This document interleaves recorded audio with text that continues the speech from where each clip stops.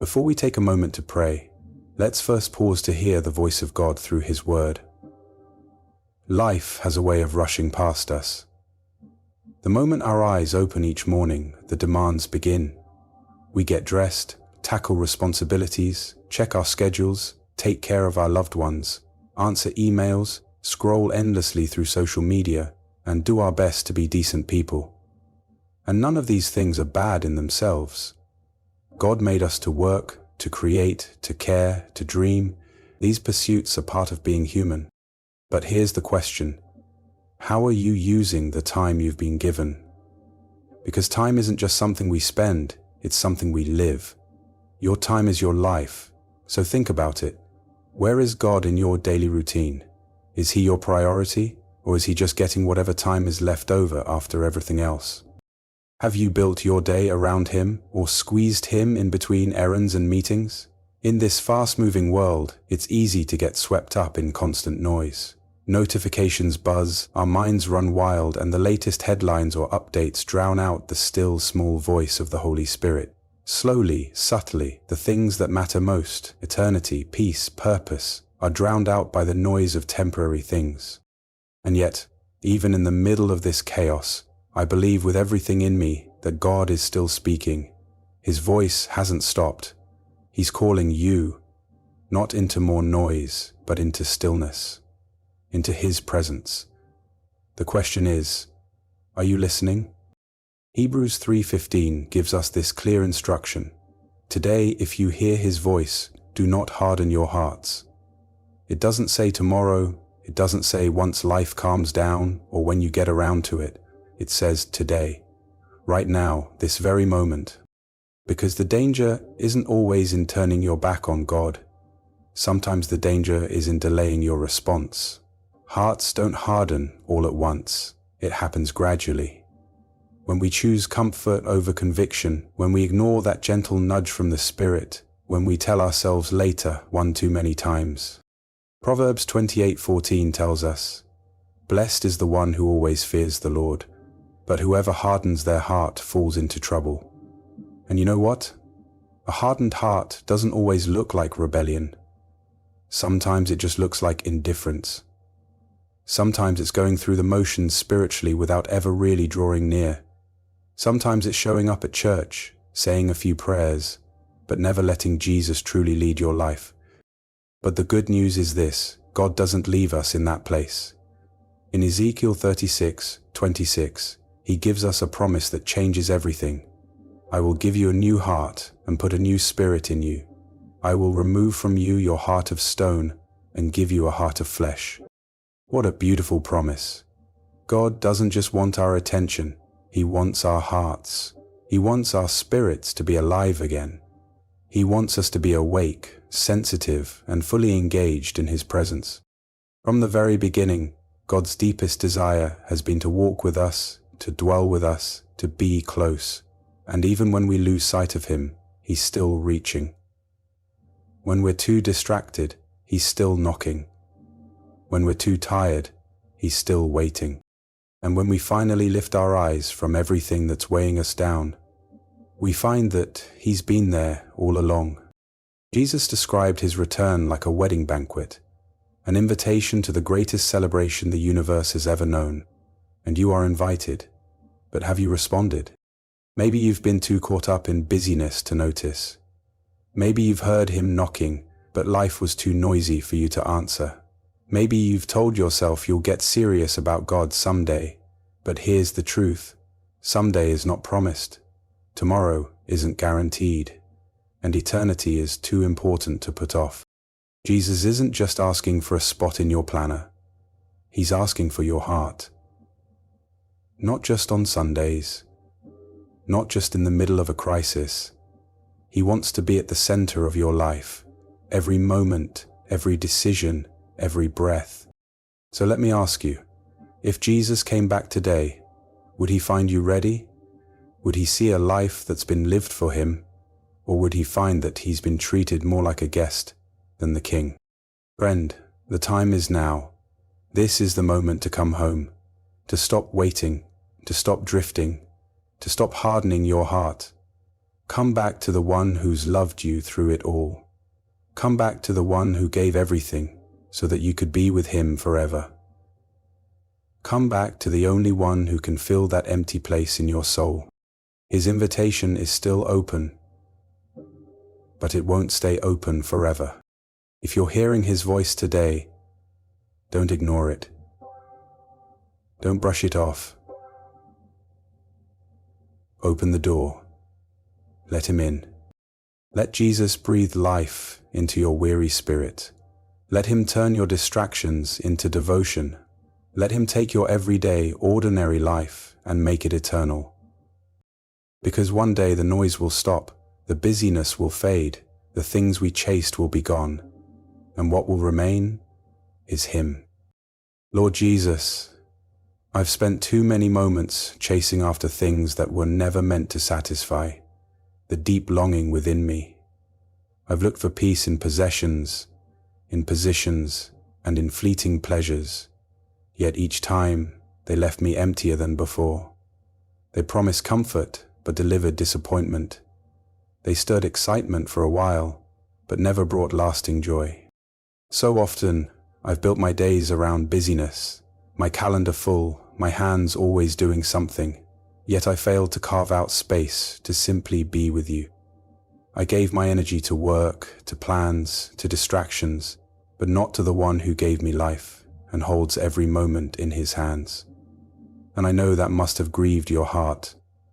I know you've been there the whole time, knocking gently, whispering my name, waiting patiently for me to look up, and instead I turned away. For that, Lord, I'm deeply sorry. I don't come to you today because I've earned another chance. I come because your grace continues to reach for me. Your mercy never stopped. Even now, you're calling me to return. So here I am, Lord, not halfway, not with shallow emotion, but with full surrender. I'm asking you to draw me out of this haze of distraction and back into the clarity of your presence. Redirect my focus, Lord. Help me lift my eyes from the things that fade to fix them on the one who never changes. You, Jesus, are the greatest gift I've ever received. You've offered me something far more valuable than anything this world could promise, yourself. Eternal life with you, a love that never fails, a joy that no storm can shake. Revelation 3:20 reminds us of your promise. Behold, I stand at the door and knock. If anyone hears my voice and opens the door, I will come in and eat with him, and he with me. Lord, if you've been knocking and I've kept the door shut because of pride, fear, distractions, or simply being worn out, please forgive me. I don't want to live another day with you standing on the outside. Today, I open the door wide, every door, every part of my heart. Come in, Jesus. Dwell here. Take your rightful place on the throne of my life. Thank you for being the kind of Savior who doesn't give up when we wander. Thank you for pursuing me, even when I wasn't looking for you.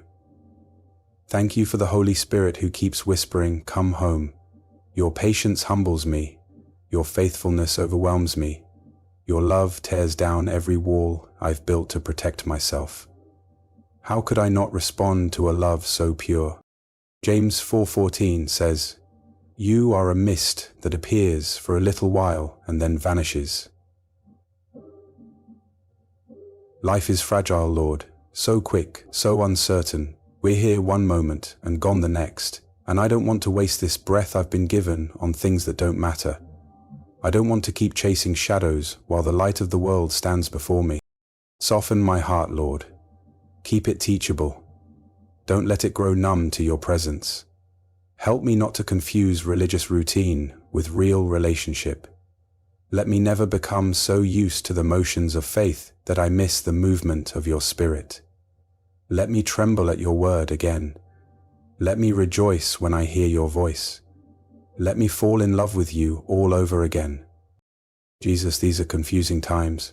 Grant me discernment, wisdom, that's not swayed by culture or fleeting trends. Give me eyes to recognize temptation, even when it comes in appealing forms. When the enemy whispers compromise, help me answer with unwavering conviction.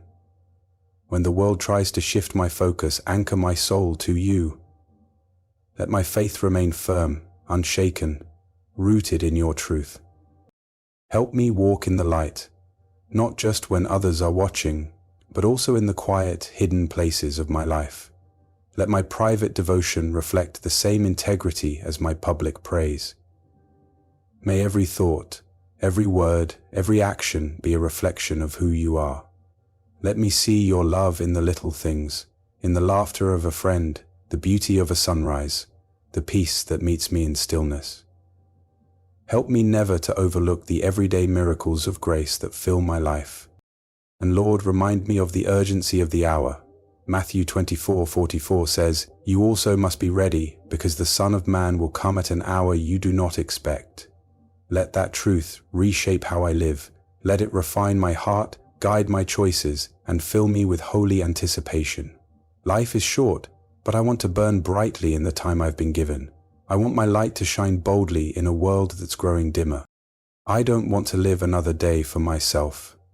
Thank you, Lord, for the breath in my lungs, for the grace that sustains me, for the mercy that meets me new every morning, and for the love that never stops pursuing me. Help me to number my days and live each one with intention, for your kingdom, for your glory, and for eternity. So here I am, Lord. I give you my heart again. I surrender my time. I lay down my plans, my fears, and all the distractions that have pulled me away. I place my entire life in your hands. Lead me, refine me, fill me, use me. Let my life become a vessel of your glory. As the author of today's message, my heart's desire is to remind you of one simple truth. God is still speaking, and He is calling you back to Him. Life is filled with noise, pressure, and distractions that pull us in 1,000 directions. But in the middle of the chaos, Jesus continues to knock, inviting you into a deeper relationship. Not just once a week, but every single day. The lesson here is this: don't wait. Don't wait for the perfect time or the right circumstances. Tomorrow isn't promised. Today is the day to open your heart fully, let go of the things that don't last, and embrace the one who holds eternity. When you make Him the center of your life, everything else begins to fall into place. Not always perfectly, but purposefully. My advice for you is this: surrender daily, keep your heart soft, be honest with God and let Him meet you where you are. He's not asking for your perfection, He's asking for your presence. From all of us at AN Morning Prayer, thank you for spending this time with us. We are deeply grateful for your heart, your faith, and your desire to grow closer to the Lord. If this prayer touched your heart, please type Amen as a declaration of your faith. And if there's something specific you'd like us to lift up in prayer, let us know in the comments. We are truly honored to bring your needs before the Lord. May the grace and peace of our Lord Jesus Christ be with you always. Amen.